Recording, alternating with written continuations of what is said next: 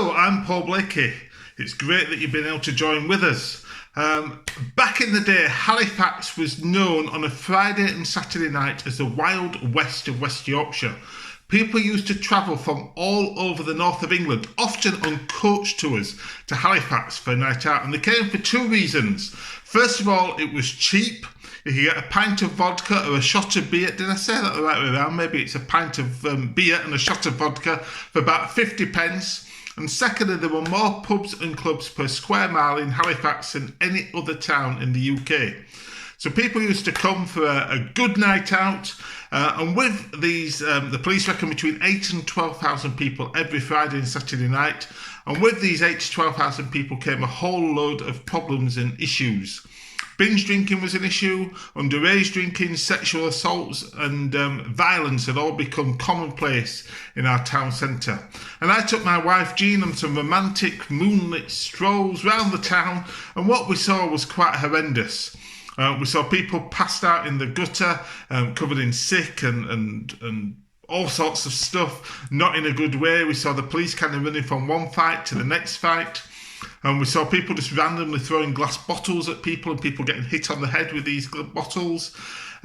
We saw stuff happening down alleyways, and our town really was not the nicest place to be on weekend evenings.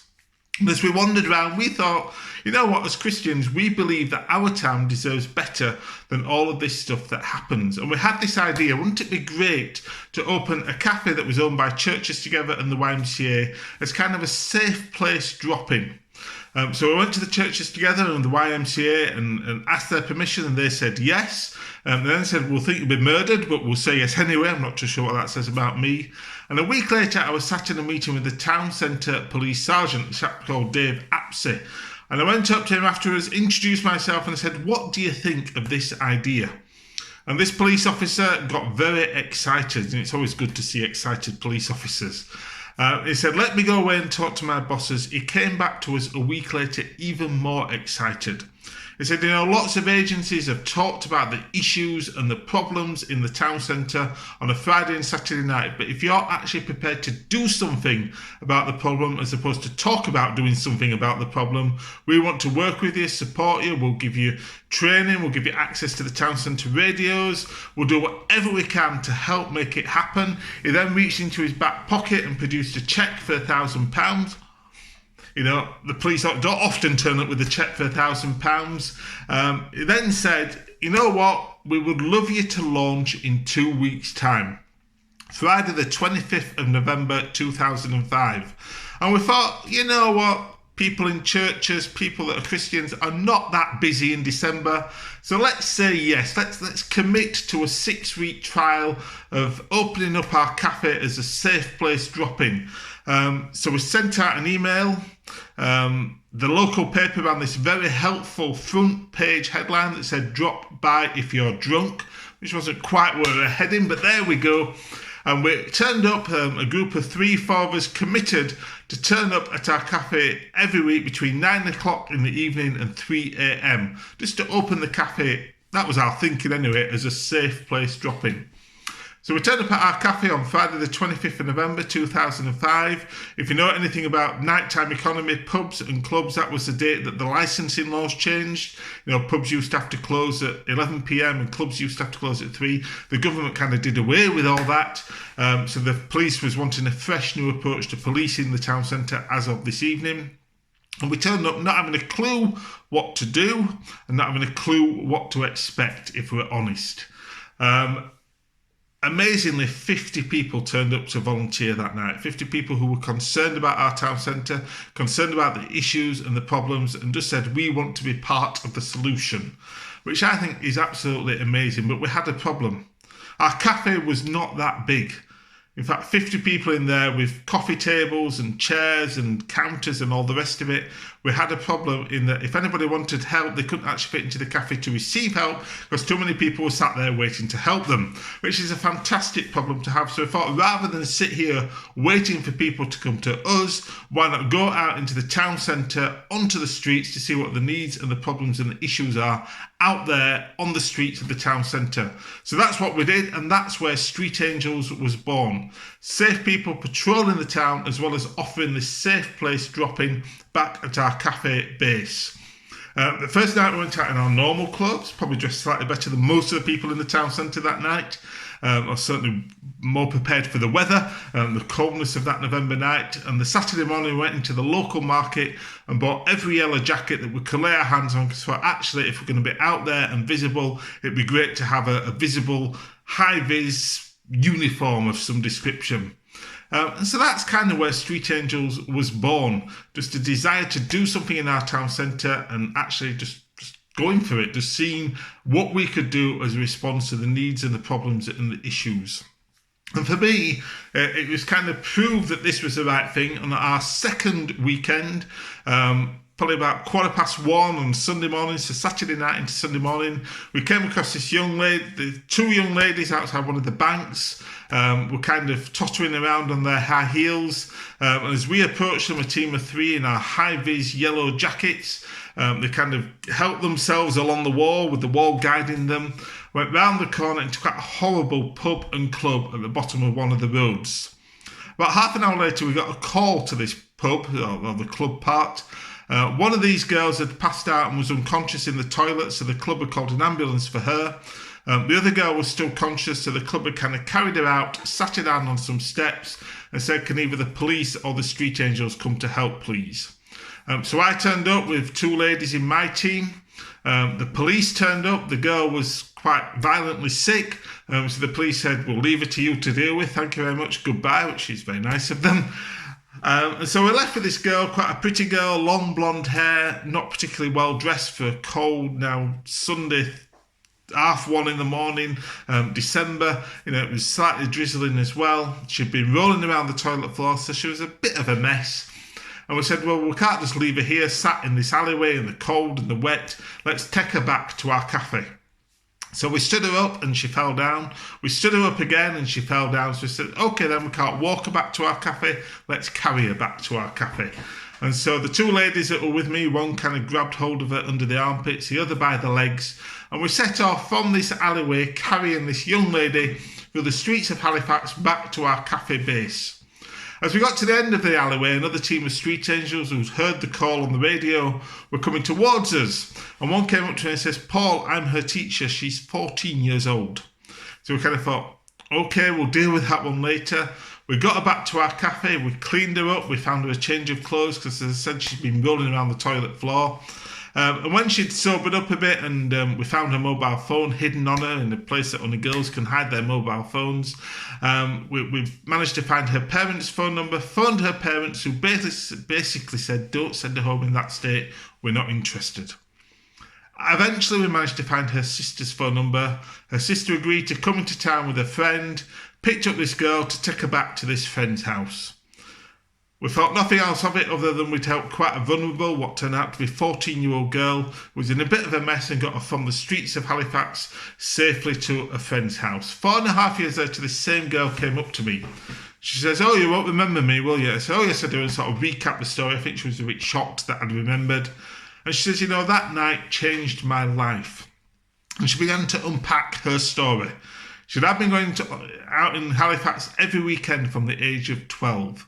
Often I wouldn't have money to buy drinks, so I'd go and do whatever with lads in order to get money out of them that would give me a night out. She says, my relationship with my family was messed up, my school life is going nowhere. She says, basically, my life was a mess.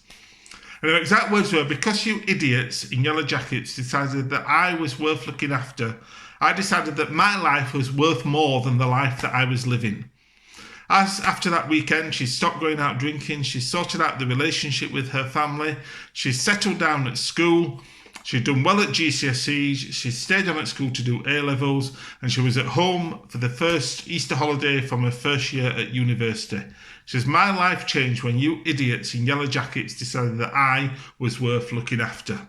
Isn't it amazing what a few idiots wandering around a town centre until 3 o'clock on a Friday and Saturday night can have?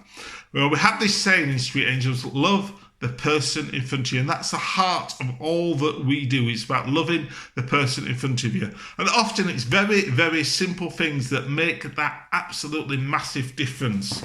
I've got a few props here. I'll lean back a bit. Stuff like flip-flops. Young ladies who go out on a night out, take off their shoes. Places, town centres, city centres are not the nicest of places to walk barefoot. So the number of times I've leant down, I've picked bits of glass out of a young lady's foot, wiped it over with some antiseptic wipe, put a plaster on it, and given her a pair of flip-flops to go on her way, which I think costs about £1 and is an amazing value for money compared with the alternative, which is phoning for an ambulance. So flip-flops. We also have first aid kits available, bottles of water. I don't know if you're going to be able to see this, but these kind of blankets that help keep people warm. The number of people that go on nights out in town centres that don't wear that many clothes. Obviously there's nowhere to hang coats in nightclubs. And the number of people that we've come across that are just suffering from hypothermia. And if we get one of those on them, get the body temperature raised, that is actually making a massive difference in their lives. And my favourite thing that our teams have, don't know if you can just about see that, lollipops.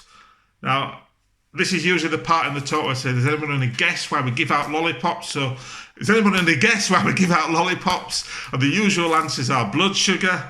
But the real reason that we give out lollipops, have you ever seen anybody fighting with a lollipop in their mouth? Seriously, I don't know who discovered this, but it works amazingly. If we see groups of lads kind of sizing up to each other, what we do is we send in a volunteer, and this is where a little old lady works really well. And we say, excuse me, lads, would you like a lollipop? And immediately they kind of go from, what? Lollipop? Oh yeah, go on then. Because people like free things, don't they? If it's free, we'll have it. And so they take the lollipop, and by the time they've unwrapped it, because of course after a few pints, lollipops are hard to unwrap, put it in the mouth, they've forgotten they were fighting. It's amazing. I've seen it work time and time again. I was out with the Uxbridge team one week, and there must have been this rugby rugby group of lads on a night out. Uxbridge sort of town high street is quite wide by the underground station. 12 groups in a row, and they saw us in our bright orange, or I think they were orange down there, tabards, jackets, and they all said, street angels, great stuff, can we all have a lollipop please? So we ended up dishing 12 lollipops. So very, very simple things that make an absolutely massive difference in the lives of people who are out and about in town centres on Friday and Saturday nights. And amazingly, it works. In the first 12 months, violent crime in Halifax town centre, now violent crime normally increases on weekend evenings when alcohol and drugs and all of that are involved, actually reduced by 42%. The government, who are watching the figures very closely because of the change in the licensing laws, did this in-depth investigation as to why the Halifax police were lying, basically. And they worked out that no, the police were not lying, that violent crime really had reduced by 42%. And the reason for that was that A, the police were willing to work in partnership with other people, and B, people who care are out on the streets of the town centre simply caring for other people at a time when it most mattered. Isn't it amazing what a few idiots wandering around a town in fluorescent yellow jackets with the heart to just love the person in front of you can have? So because it works so well in Halifax, very quickly we began to get tours of a different kind. Instead of people coming on coach tours for a night out, they came for a night out with the Street Angels. And we began to kind of spread our wings and replicate this model all over the UK, in fact, all over the world now, because it works. People who care, just being out on the streets of a town centre, caring for people at a time when it is most needed. So we've kind of, in 2008, we set up something called the Christian Nightlife Initiatives Network, which now acts as an umbrella to support, resource, celebrate and promote the work of Street Angels. And we've now got teams from Dundee up in the north, in Scotland, through into Northern Ireland, all the way through England down to Newquay, and also into places like Magaluf, Tenerife, Seychelles, Wilmington, North Carolina. Very much this very simple idea in Halifax back in 2005, just expanding all over the world. with people who cared as simply caring for their communities. We haven't just stayed on the streets. The lady that was heading up Leeds Street Angels, Beth, back in 2012, worked out that lots of the problems on the streets start inside the club venues. And so she went to the pub watch meeting one month and said, look, we'd love to kind of trial street angels in a club. And Tiger, which as a nightclub in the heart of Leeds, said, yeah, we'd love to work with you. So we set up this thing called Club Angels. Instead of wearing the fluorescent high-vis jackets, which are a bit warm inside the nightclub, they wear t-shirts that says chat, help, listen and care. PS, we're Christians, ask us more if you want. And basically these predominantly young people teams just hang out in the nightclubs and see what people are up to, join in with the fun and the music and the lights and the dancing and all of that, but are also there if people need them. One of the first times that they ran in the nightclub in Leeds, this young lady, the lady night club angels were hanging out in the ladies' toilets. This girl walked in, read the t-shirt and just broke down in tears. It turned out she'd had a miscarriage that day, and her way of coping was to go into Leeds City Centre and just kind of get drunk, just to cope and forget and kind of handle the situation.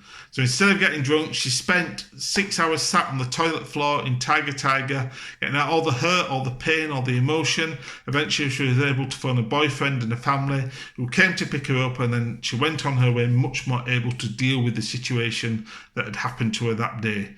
So, you know, just by being there, we are making a massive difference. We have Club Angels in places like Tiger in Piccadilly in London, as well as a few student bars across the country. And it's just a great way of just connecting and reaching out, as well as to the staff, as well as the customers. Music festivals, I'm sure you're all regulars at music festivals. There's about 450, 500 now across the UK. Back in 2011, this 83-year-old lady at a village called Thorner, which is the top end of Leeds, all of her grandchildren used to turn up at her house and their friends for a shower from Leeds Festival. Leeds Festival, this massive music festival, 85,000 people at Bramham Park in Leeds every August bank holiday weekend.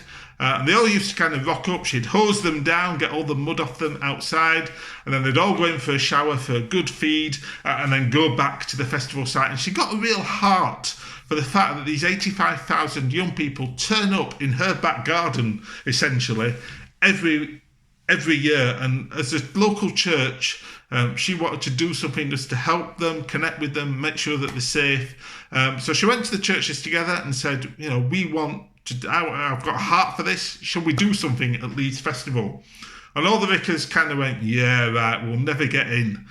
So Leeds festivals generally, you know, it's all about money, you know, because obviously they've got that weekend to kind of trade and do what they do. And they said, yeah, well, you'll never get in. And she was convinced. She went home, she picked up the phone, got through to someone at Festival Republic who run Leeds Festival, and they said, we love the idea of the local church being around at the festival. What we'll do is we'll put you up a marquee free of charge, come and do whatever you want, which is quite a fantastic invitation, really, isn't it? So the first year, the local churches, very small churches, because obviously it's a village, got together and they went in and they ran this cafe. I think they ran from 2 till 4 on the Friday, Saturday, Sunday. Year 2, they were slightly more adventurous and pulled in a few more volunteers and ran this cafe from 9 till 5 on Friday, Saturday, Sunday. Year 3, Festival Republic rang up Andy, who was kind of coordinating all this, and said, look, we love the dynamic that you guys bring. First of all, can we have your cafe, because we recognise it's a good, safe, welfare, escape the festival place. Can we have it open from 12 noon on Wednesday through the night to 12 noon on Monday? Secondly, we've seen these street angels that kind of wander around towns like York and Leeds and London, all these other places. We think we can have teams of detached festival angels that patrol the site offering help and assistance from 12 noon on Wednesday through the night to 12 noon on Monday. And thirdly, lost property. We don't kind of trust the company that are running our lost property at the moment. Can we kind of offer it to you guys? In fact, can we pay you to run our lost property service? And can you have that open from 12 noon on Wednesday through the night to 12 noon on Monday? So Andy kind of went, yeah, no problem. then thought, what on earth have I just committed to? Rang me, and we kind of worked together, and we built this amazing team around us where we run these 3 different areas now at Leeds Festival, and it's just fantastic to be there. The cafe has developed a prayer cafe, so part of what we do is the teas and the coffees and the hot chocolates. In fact, we started to make these mugs. This is quite an old one now. This year's is going to be fluorescent green. These mugs that we sell for £5. And then that gives people unlimited free tea, coffee, hot chocolate, water for their pot noodles, squash for the entire music festival, which I think is a fantastic deal. We sold 5,500 of these last year. Fantastic queues, of course, every morning as people came with their cups to kind of fill up and get their morning coffees and all of that. It's just great to connect with young people. Some of them are going through some real desperate situations, and we're just there as people who care, people who have time to listen, who have time to chat, who have time just to let the young people get stuff off their chest and kind of connect with them in whatever way we can. So that's the Prayer Cafe. I head up the detached team, amazing teams of volunteers who patrol the whole festival site, and Leeds Festival is quite a big site. Early on in the week, we're about carrying luggage. You know, wheeler cases don't wheel that well on grass or mud. It's amazing. Putting up tents for people. The amount of people that buy a tent as they're coming through on the coach on the way to the festival, arrive at the festival site, don't have a clue what a tent is, never mind how to put it up. So if we turn up and just help people put up the tents, they think you're absolutely amazing. And then as the festival progresses, we're there around the arena just looking out for people, alerting security and first aid and welfare to situations, and just helping make sure that Leeds Festival remains this safe, fun, vibrant place to be for the people that are there. And lost property is always good. We have some interesting items handed in. An onion, I think, is probably the most bizarre. A wallet containing £650 in cash was handed in. We gave the young lady a lollipop for her troubles to say thank you for bringing it in. But it was amazing then to find this person's mum on Facebook. The mum then phoned a friend of the lad who was at the festival. Told the festival the boy came to pick up his wallet. I won't share his exact words when he discovered that the £650 in cash, driving licence, bank cards and everything else that you keep in wallet was all intact. It was along the lines of goodness me. I'll leave that to your imagination. But it's great just to be kind of part of this reuniting items with the people that have lost them. So again, because it worked so well at Leeds Festival, other festivals began to get in touch with us and say, can you come and help, and can we have festival angels at our festivals? So running detached team, running safe hub caravans. We've kind of expanded that ministry as well. So from 6 festivals in 2018 to 16 festivals in 2019, which is quite a big jump, but doing things like Kendal Calling up in Penrith, Boardmasters down in Newquay, Why Not, Eastern Electrics in London, big ones over in Northern Ireland, up in Scotland, and it's just great to see volunteers kind of going out and making a real difference within their local music festivals. Leeds Festival now, we have 170 volunteers, and it's just fantastic to be part of, and fantastic to be making a difference, predominantly to young people, and just making sure that people have safe, fun, enjoyable music festival events. So other activities that we as CNI Network are involved in, train station angels, where we have angels based at some train stations, particularly where there's high suicide rates, and we just kind of look out for people, chat to people, smile at people. Often smiling at people can make a massive difference, in terms of clicking them out of whatever they're thinking about and putting them on a different track. So train station angels, community angels, who work within community settings, looking out for people that are vulnerable, people that are isolated, people that are lonely. Through the whole coronavirus situation, we had lots of our street and festival angels who obviously couldn't go out and do the street and the festival stuff, become community angels, offering to go and do shopping for people, having a number that people could ring locally if they wanted help and assistance, or just wanted someone to chat to or pick up the phone to, or message in on Facebook or whatever. Lots of different approaches. Youth angels that work with young people, a lot of detached youth work. So lots of different types of things, any kind of angels really, that just get people who care out onto the streets of our communities to make a massive difference. And that's kind of our story. It's fantastic to have shared this with you. If you want to know more, then I've written a book. It's true. People in Yorkshire, in Halifax, can write. This is the evidence. That's a joke, of course, for anybody else in Yorkshire or Halifax. But if you want to know more, then this is available on Amazon, and you can get in touch via our website, cninetwork.org, and we'll post this out for a donation. So that's our book. Thank you very much for watching. I hope you enjoyed that. Do check us out. If you're on Facebook, we have a Facebook page, CNI Network. If you're on Twitter, we have a Twitter, CNI Net, and we have our website, cninetwork.org. So thank you very much. I hope that none of you ever need the services of our angels, but if you do want to come and join us as a volunteer, you'll be more than welcome. Come and suss out what we're doing. If there's a group local to you, do connect with them. So thank you for watching. I hope you've enjoyed that, and take care. And remember, love the person in front of you is the heart of all that we do, and makes a difference. In fact, I've just noticed we've got a few minutes left. I was asked to do a half-hour video, so we've got a few minutes left. I'll tell you a few stories to finish. Our team in Norwich, this is quite an incredible story. One Saturday night, Sunday morning, about 1:15, they were walking past the train station in Norwich, and the British Transport Police had with them this young lady. And so they kind of called the Street Angels team over and explained that this young lady had arrived in Norwich from Mexico. She met this man on the internet, budding romance, so she thought. She arrived, he kind of picked her up at Heathrow, took her back to Norwich, and it wasn't quite the relationship that she was after, and things had gone very wrong. And so at 1:00 in the morning, she kind of escaped from his flat, run full pelt through Norwich city centre to find the train station, and worked out that her idea was to get into London to try and find the Mexican consulate to receive help. Obviously the trains had stopped running, and so she was stranded in Norwich city centre, and so she'd gone to the police for help. The police then passed her on to our Street Angels team because they had finished for the night. The Street Angels team took her back to their base. They made sure that she had a good meal, kept her there until 4:30, and then as the shift was finishing, they thought, well, what can we do with her? We can't kind of chuck her back out onto the streets to the train station because this man that trafficked her here might come and find her. They had this idea, let's take her to Norwich International Airport, which if you know Norwich International Airport, the word international is a bit of a stretch. So they woke up at 5:00 in the morning at Norwich International Airport, deserted airport. The only person there was the young lady behind the KLM stand. They went up to her, they explained the situation and said, is there anything at all you can do to help?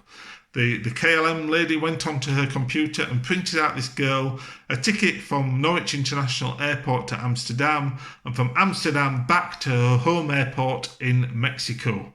Now, I think that is the furthest we have ever got anybody home to safety, which is quite amazing. And after that she'd gone through security and was safe, the team went onto their phones and found that the walk-on fare for that journey was somewhere in the region of £1,800. And the cherry on the icing on the cake was she managed to avoid paying the £10 Norwich International Airport tax that every passenger has to pay. Just to like, yeah, we beat the system. So that was a sad situation that our team were there just at the right time and got that girl home. And a final story, one day I was walking through Halifax town centre several years ago. This lady came up to me and she says, oh, you're one of those angel type people, aren't you?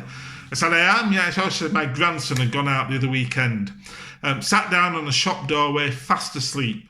And all of a sudden he felt this shaking on his shoulder. And he opened his eyes, as you do when you're woken up from a deep sleep. You kind of half open your eyes. And he saw these three figures stood there glowing, because we wear yellow jackets. And she said, you must have been stood under a street lamp, because she also looked to have halos on. And apparently one of the street angels leant into him and said, excuse me, son, are you all right? Can we take you to a better place? Apparently he woke up and sobered up quite quickly. But that's the heart of all that we do. It's about taking our communities and people in them on a Friday, Saturday night, or at festival events, or in train stations, or wherever, to a better place. So thank you very much. I hope you've enjoyed that, and do look after yourself, and don't forget, love the person in front of you. Goodbye.